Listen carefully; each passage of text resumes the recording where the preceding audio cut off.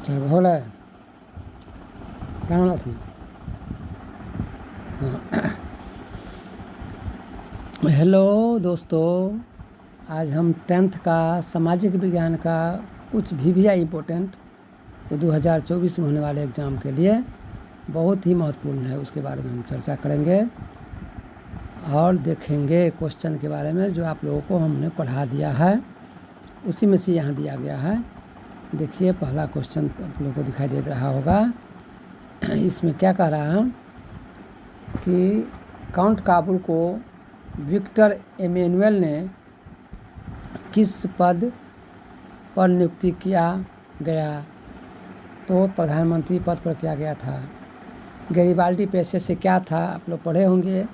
Garibaldi पेशे से क्या था, तो नाविक था, नाव चलाता था।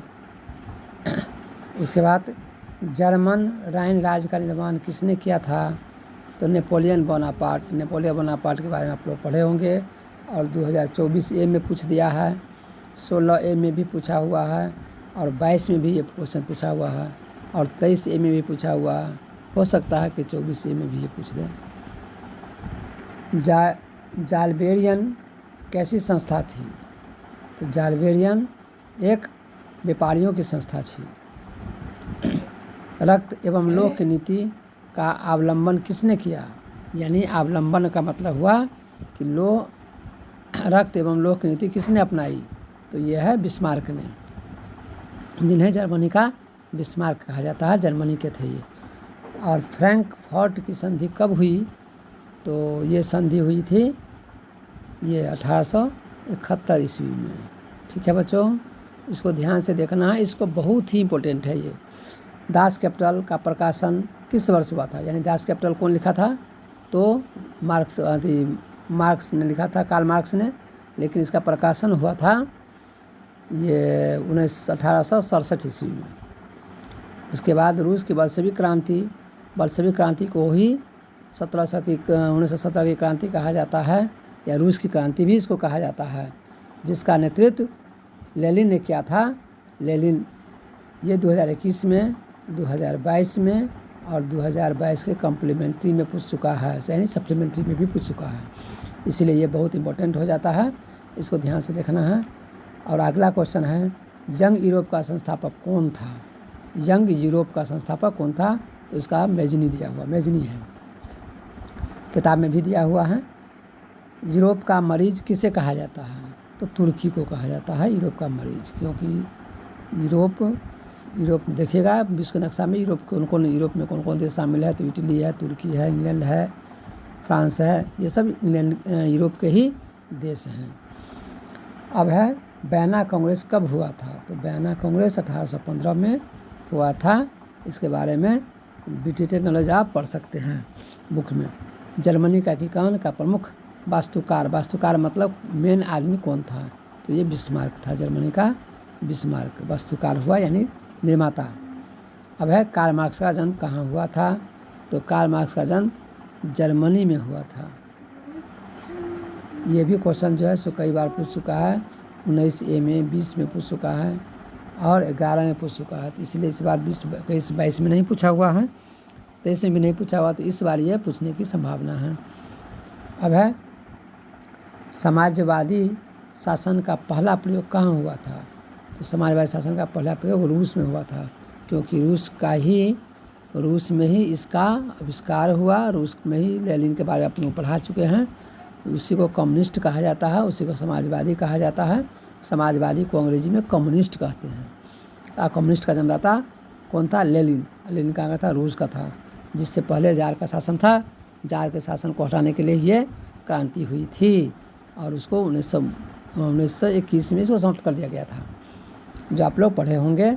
अब है वार एंड पीस किसकी रचना है, यानी रचना मतलब लेखक कौन है इसका, तो ये टॉल्स्टॉय की है रचना है, वार एंड पीस का मतलब हुआ, वार मतलब होता है युद्ध और शांति, एक किताब है जिसको इसने लिखे हैं, टॉल्स्टॉय उसका लेखक है, इसलिए ये याद रखना है।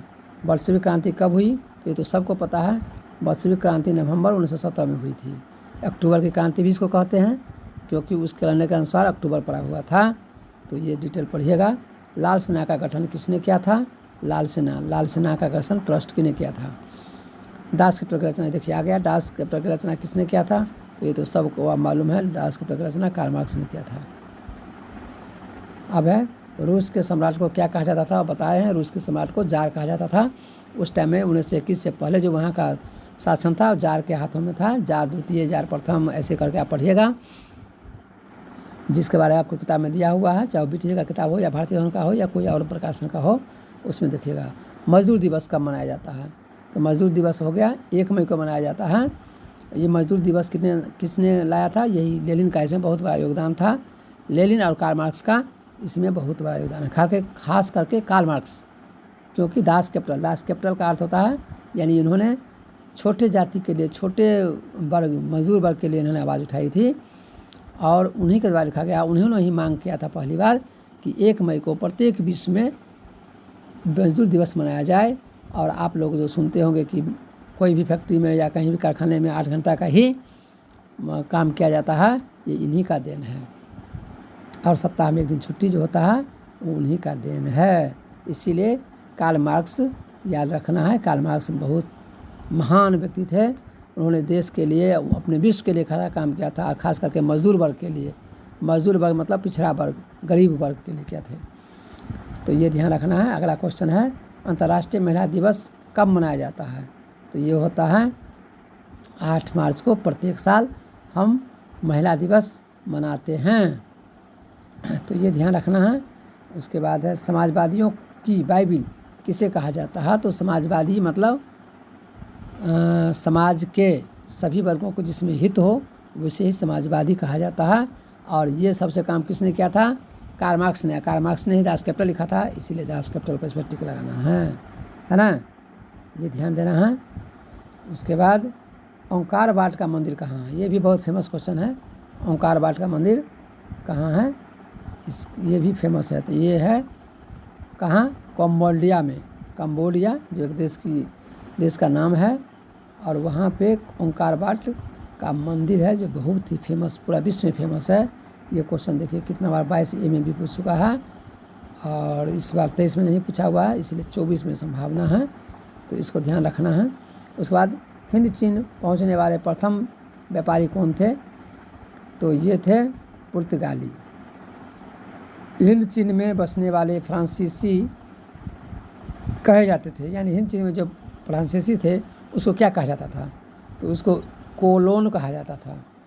The history of the loss of Vietnam किसने लिखा, यानी किताब का नाम है the history of the loss of Vietnam, तो इनके लेखक का नाम है फान बोई चाओ। तो हम आज इतना ही रखेंगे, इसके बारे में कल हम फिर से बात करेंगे। अभी 25-30 क्वेश्चन हम रोज़ लेंगे इसके बारे में, तो इसके बारे में ध्यान देना है ना।